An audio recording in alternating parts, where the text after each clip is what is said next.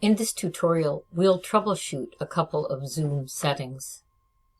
Some of the problems that come up with Zoom are just misunderstandings about the terminology or language that's used when you're setting up a meeting.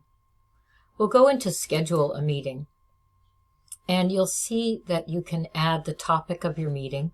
Here you can set up a recurring meeting, and if you want your meeting to recur but you don't always know when, you can do that by simply copying the ID that is generated and using that over and over again in order to have students or people enter the meeting.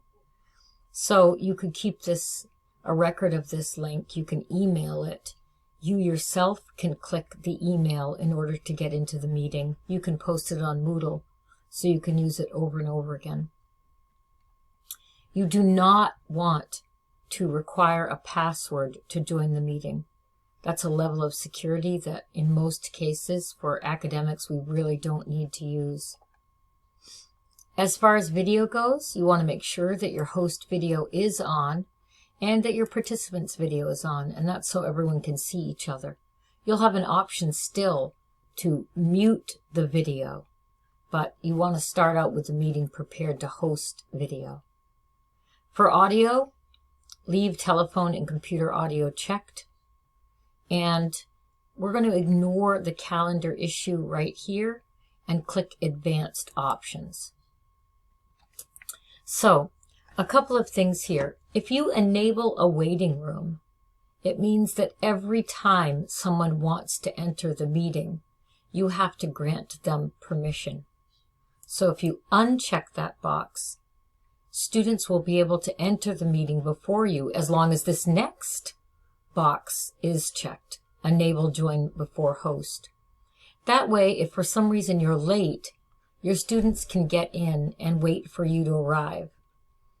If the waiting room's enabled, it means they all have to wait for you to grant permission, and every time someone wants to come back into the meeting, then they have to, a little doorbell sounds and you have to let them back in. Mute participants on entry. Some people prefer that, to have the whole meeting muted. Depending, it can really help minimize chaos.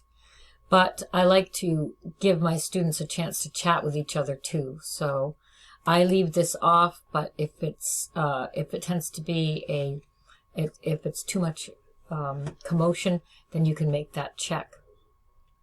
You want to make sure that only authenticated users can join is not checked. That will keep people from being able to join the meeting. Automatically record meeting. You have if you want to record the meeting, you have a choice to do that either locally on your own computer or in the cloud.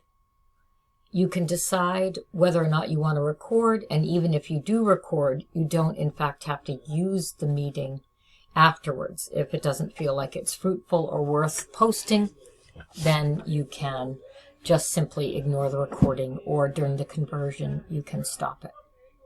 So that's just a little introduction to some of the settings, and make sure that you enter these and you shouldn't have any problems with Zoom. Thanks for watching.